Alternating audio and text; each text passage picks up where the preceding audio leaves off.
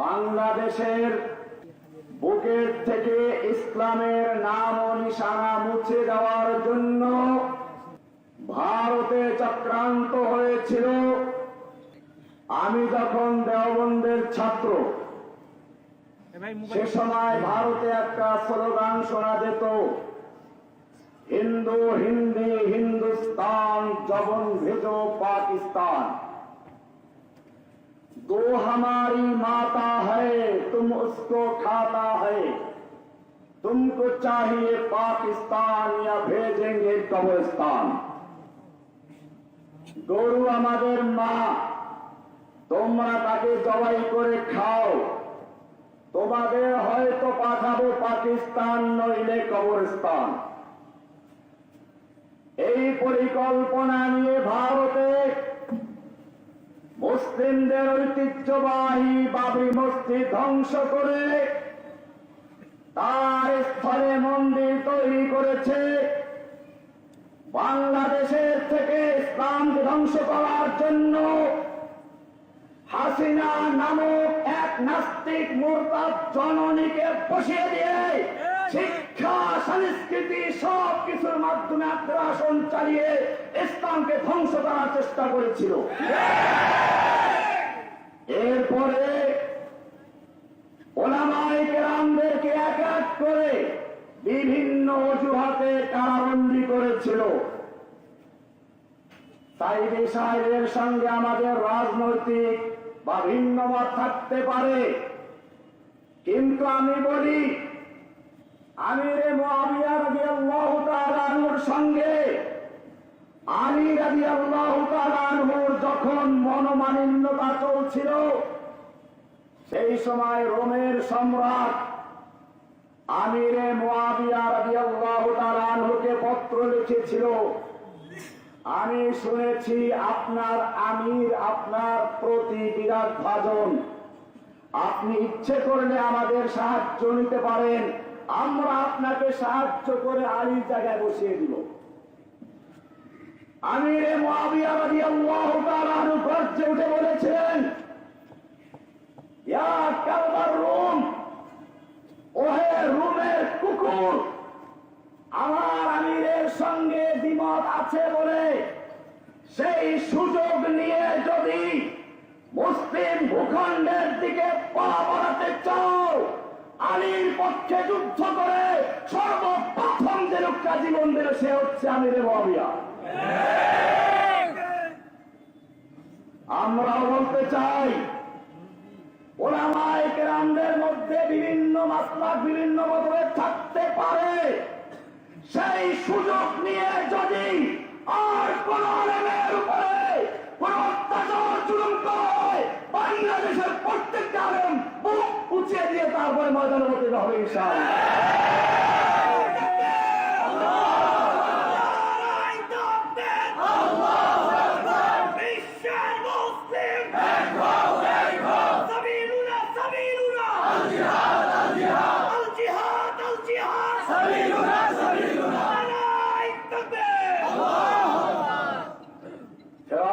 সম্পর্কে আপনারা জানেন, ফিরআউন সম্পর্কে আল্লাহ তাআলা সূরা কাসাসের শুরুর দিকে বলেছেন, ইন্না ফিরআউনা আলা ফিল আরদ, ফিরআউন মিশর ভূখণ্ডের একচ্ছত্র ক্ষমতার অধিকারী হয়েছিল, একক ক্ষমতা দখল করেছিল। এরপরে বলা আছে ওয়াজআলা আহলাহা শিয়া, ফিরআউন তার জাতিকে বিভিন্ন দলে বিভক্ত করেছিল, কেউ জঙ্গি, কেউ রাজাকার, বয়স বেশি হলে রাজাকার, বয়স কম হলে যদি জামাত শিবির করে তাহলে ভিন্ন, আর যদি তা না করে তাহলে জঙ্গি। এই জঙ্গি জঙ্গি নাটক করে পশ্চিমা বিশ্বকে দেখিয়ে দিয়েছিল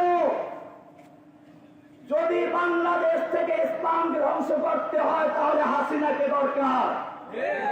সেজন্য পশ্চিমা ইসলাম বিদ্বেষী দেশগুলোর থেকে কোটি কোটি ডলার নিয়ে এদেশের নাস্তিক মোর্তাদেরা টাকার পাহাড় করেছিল আর ওলামায়ে কেরামদেরকে জেলে ভরেছিল।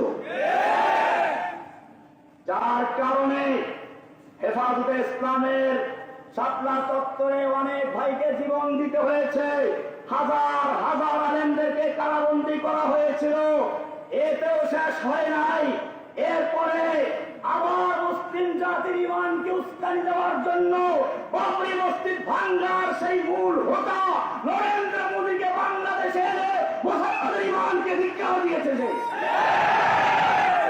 যখন ওলামায়ে কেরাম তার প্রতিবাদ করেছিল, ওলামায়ে কেরামদের বুকের উপরে গুলি চালিয়ে বাবরি মসজিদের নাস্তিক সেই হিন্দু সেই নরেন্দ্র মোদী বাংলাদেশে এনেছিল। শুধু এ পর্যন্তই ক্ষান্ত হয় নাই, বাংলাদেশের মুসলিমদের ইমানকে চ্যালেঞ্জ করে তার বাপের জন্য আইন করেছিল। তার বাপকে গালি দিলে প্রথম 14 বছর, দ্বিতীয়বার গালি দিলে যাবজ্জীবন সাজা। আর যদি মুসলিম জাতির ইমানের স্পন্দন, ইমানের ভিত্তি, আকায়নান্দার তাজদারে মদিনা সরওয়ারে কায়নাত রাহমাতুল লিল আলামিনকে নিয়ে যদি কেউ কটূক্তি করে, কেউ গালিগালাজ করে, তাদেরকে নিরাপত্তা দিয়ে বিদেশে পাঠিয়ে দেয়। আর মুসলিমরা যারা ইমানদার যারা প্রতিবাদ করে তাদেরকে জেলে ঢুকিয়ে দেয়। এই অপরাধী আমাকে জেলে ঢুকানো হয়েছিল। কেন? আমি নাস্তিকদের বিরুদ্ধে লেকচার দিয়েছিলাম। আজকে হাটহাজারী মাদ্রাসার ছাত্র ভাইদেরকে বলছি, ভালো করে শুনে রাখো, কোরআন স্পষ্ট বলেছে, লাইন লাম ইয়ানতাহিল মুনাফিকুনা ওয়াল্লাযীনা ফী কুলুবিহিম মারাদুন ওয়াল মুরজিফুনা ফিল মাদিনা। আল্লাহ তাআলা বলছেন, মুনাফিক এবং যাদের অন্তরে ইসলাম বিদ্বেষী রোগ আছে, ওয়াল মুরজিফুনা ফিল মাদিনাতে, এবং মদিনায় যারা আল্লাহর নবীর নামে কটূক্তি করে, গল্প তৈরি করে, গুজব রচায়, এরা যদি বিরত না থাকে, আল্লাহ তাআলা বলছেন, লানুগরিয়ান্নাকা ফিহিম, হে নবী আপনাকে আমি তাদের বিরুদ্ধে উস্কে দিব, খেপিয়ে দিব, উত্তেজিত করে দিব। সুম্মা লা ইউজাবিরুনাকা ইল্লা কালিলা, অতঃপর তারা এখানে আর বেশি দিন থাকতে পারবে না। মালউনিন, যে কয়দিন থাকবে সে কয়দিনও থাকবে অপমানিত হয়ে, মালউন হয়ে। এরপরে শুনুন, কোরআনের রীতি হচ্ছে, কোরআনের নীতি হচ্ছে, আস-সারিকু ওয়াস-সারিকু ফাক্তাউ আইদিয়াহুমা, চোর পুরুষ হোক নারী হোক ওদের হাত কেটে দাও। বা ফাক্তাউ মারুফ না মাজহুল? মারুফ। তার মানে এটা করবে এমন লোকেরা যাদের জানা আছে রাষ্ট্র করবে। সুতরাং চুরি করলে হাত কাটা দায়িত্ব আপনারা মার না, রাষ্ট্রের দায়িত্ব। আয-যানিয়াতু ওয়াজ-যানি ফাজলিদু কুল্লা ওয়াহিদিন মিনহুমা মিয়াতা জালদা, জিনাকারী নিয়ার জিনাকারী পুরুষ নারী যেই হোক ধরা পড়লে ওদেরকে 100 দৌড়া মারো। ফাজলিদু মারুফ না মাজহুল? যার কথা জানা আছে রাষ্ট্র। এই আয়াত অনুযায়ী এখানে বলা উচিত ছিল, আল্লাহকে নিয়ে রাসূলকে নিয়ে যারা কটূক্তি করে তাদেরকে যদি তোমরা পাও, আল্লাহ তাআলা কি বলছেন শুনুন, আইনামা সুকিফু, মারুফ না মাজহুল? মাজহুল। মাজহুল কাকে বলে? মা লাম ইউসাম্মা ফাইলুহু, যার ফাইল উল্লেখ থাকে না। যার ফাইল উল্লেখ, ভালো করে বুঝো, আইনামা সুকিফু, ওদেরকে যেখানে পাওয়া যাবে উখিযু, পাকড়াও করা হবে, অকুত্তিলু তাকতীলা, ওদেরকে কেটে টুকরো টুকরো করে দাও। নির্দেশটা ছিল কার? নাকি জসিমউদ্দিন রহমানীর? শুধু এ পর্যন্তই ক্ষান্ত নয়, এরপরে আল্লাহ বলেছেন সুন্নাতাল্লাহ, এটা হচ্ছে আল্লাহর রীতি, আল্লাহর নীতি। ফিল্লাযীনা খালাউ মিন ক্বাবলিকুম, যারা ইতিপূর্বে চলে গেছে পিছনে, তাদের জন্য এটাই ছিল আল্লাহর রীতি। ওয়ালান তাজিদা লিসুন্নাতিল্লাহি তাবদীলা, আল্লাহর এই রীতিতে কোনো পরিবর্তন তুমি পাবে না। হাসিনা করতে পারবে না, মোদী করতে পারবে না। যদি করতে এসে কেটে টুকরো টুকরো করে দাও। নির্দেশটা ছিল কার? আমি সে দাবি জানিয়েছিলাম, ওই নাস্তিক মোরতাদদেরকে তোমরা পাকড়াও করে ওদের প্রাপ্য চুকিয়ে দাও। যদি সরকার চুকিয়ে না দেয়, মারুফের শিকা নয় মাদহুলের শিকা, ও তোমরা মুসলিম জাতি, মুসলিম যুবকেরা, নাস্তিক বা মোরতাদ যারা আল্লাহ এবং রাসূলকে নিয়ে গালিগালাজ করে, ওদেরকে যেখানে পাওয়া যাবে ওদের কবর চুকিয়ে দাও। তাই বলে আমি এখন তা বলবো না। বর্তমান রাষ্ট্র হাসিনা নাই, আমি বর্তমান সরকারের কাছে বলবো, আমরা এখন আর বিচার হাতে তুলে দিব না। যদি কোন নাস্তিক মোরতাদ আবার বাংলাদেশে আল্লাহকে নিয়ে, রাসূলকে নিয়ে, কোরআনকে নিয়ে, মুসলিমদের ঈমানকে নিয়ে কটূক্তি করে, ওদের বিরুদ্ধে কঠোর আইন তৈরি করে তাদেরকে আপনারা শাস্তি বিধান করুন। আমরা হাতে তুলে নিব না, আমাদের জেলে থাকার ইচ্ছা নাই। কিন্তু যদি আবার কোন নাস্তিক মোরতাদ এই বাংলার জমিনে আল্লাহকে নিয়ে কটূক্তি করে, রাসূলকে নিয়ে তুচ্ছ তাচ্ছিল্য করে, অবমাননাকার কটূক্তি করে, বাংলাদেশের তাওহীদি জনতা তাদেরকে কিয়ামত পর্যন্ত রক্ষা করবেন ইনশাআল্লাহ। ভাইরা আমার, আজকে হাটহাজারী মাদ্রাসার সামনে দাঁড়িয়ে আমি বলতে চাই, হাসিনা সরকারের পতন হয়েছে। পতনের পরে আল্লাহ বলছেন ফেরাউনকে ধ্বংস করা হয়েছে, ফেরাউনকে ধ্বংস করা হয়েছে।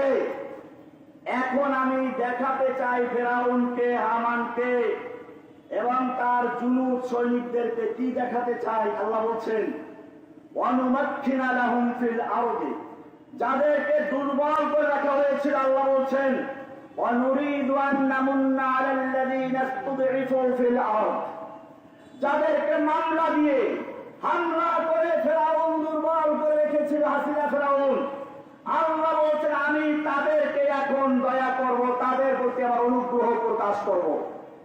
ওয়ানাজআলাহুম আইম্মাতান, আমি তাদেরকে জাতির নেতা বানাবো। কি বানাবে? फिर तुझे एक बार करनी है जहां की रहबरी, फिर तुझे एक बार करनी है जहां की रहबरी, उस खुदा के नाम लेकर फिर आलम तालिबान। আমার হাটহাজারী ছাত্র ভাইয়েরা, আল্লামা ইকবাল বলেছেন फिर तुझे एक बार करनी है जहां की रहबरी, আবার তোমাকে বিশ্ব দরবারে নেতৃত্ব দেওয়ার জন্য তৈরি হতে হবে। उस खुदा के नाम लेकर उठो, अल्लाहर कलाम हाथे निये, फिर आलमपुर तालिबान, एक हाथे कुरान আর এক হাতে ঝান্ডা নিয়ে ময়দানে ঝাঁপিয়ে পড়ো। আল্লাহ তাআলা তোমাদেরকে ক্ষমতা দিয়ে দিবেন। কেন দিবেন বলছেন? ওয়ানুমাক্খিনা লাহুম ফিল আরদি, আমি তাদেরকে জমিনে ক্ষমতা দান করব। কেন? ওয়ানুরিয়া ফিরআউনা ওয়া হামানা ওয়া জুনুদাহুমা মিনহুম মা কানু ইয়াহজারুন, ফেরাউনকে, হামানকে, কাউয়াকাদের এবং হাসিনাকে এবং তার দলকে আমি দেখিয়ে দিব, জুনুদাহুমা এবং তার পুলিশদেরকে দেখিয়ে দিব, মা কানু ইয়াহজারুন, যা তারা ভয় করছিল, যা তারা ভয় করেছিল, মুমিনদেরকে তারা ভয় করত, তাদেরকে ধরে ফেলবে, তারা সেজন্য বাংলাদেশ থেকে পালিয়ে গেছে। কোরআন বলছে যা আল হক ওয়া যাহাকাল বাতিল ইন্নাল বাতিলা কানা যাহুকা। ফিরআউন আয়ে, হামান আয়ে, जालिम जाबिर सुल्तान आए, कितने कितने शैतान आए, सबको हुई रसवाई हासिल। जाअल हक व ज़हक़ल बातिल इन्नल बातिल काना ज़हूक़ा। हसीना आए, नालुक आए, कौवा कादिर उबैद आए, ना और नौफल आए, नौफल चट्टग्रामे नौफल आए, कामल आए, आनिस कौवा कितने आए, जितने जितने शैतान आए, सबको हुई रसवाई हासिल। जाअल हक व ज़हक़ल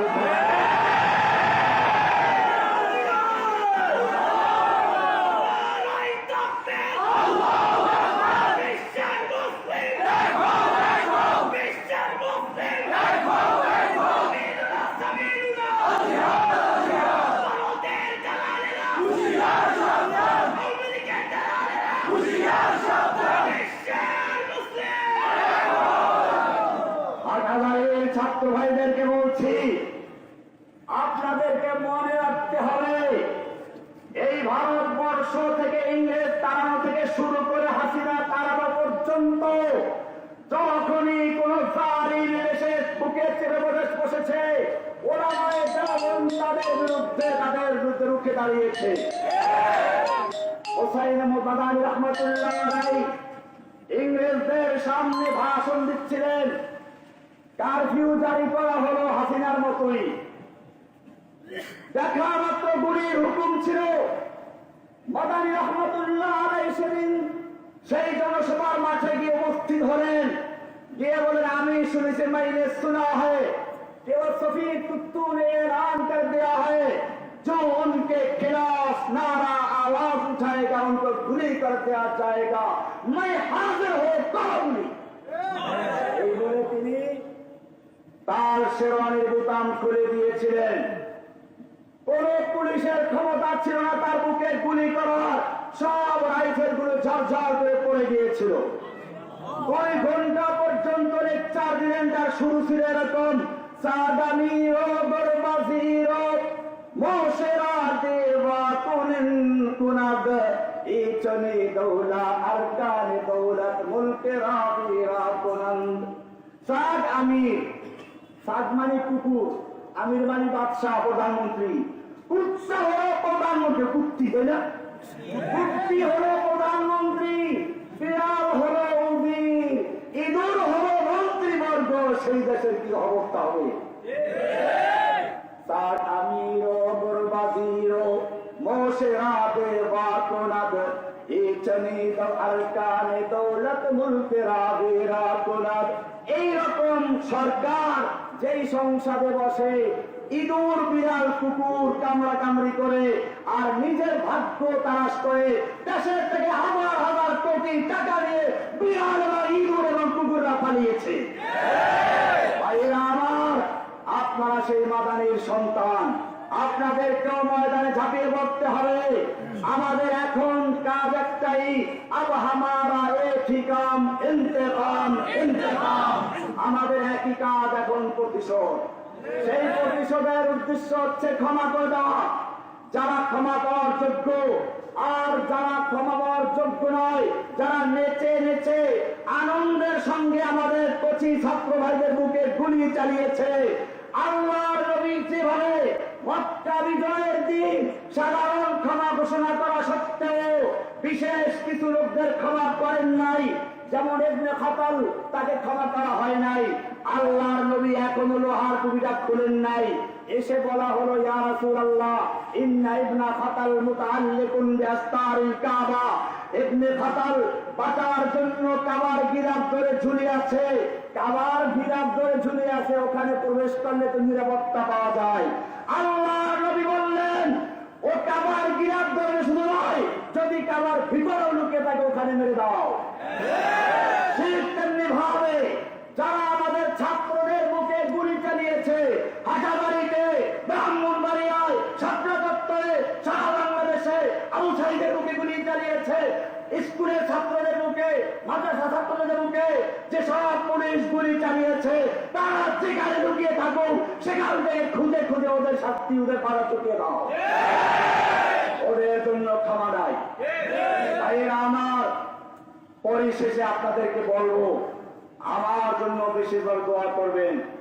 আমি কোন সন্ত্রাসী দলের সদস্য ছিলাম না। আমি চ্যালেঞ্জ করে বলি, আমার গ্রেফতার আগ পর্যন্ত বাংলাদেশের বুকে আমি কোনদিন আনসারুল্লাহ বাংলা টিম নামে কোন দল আছে বলে জানতাম না।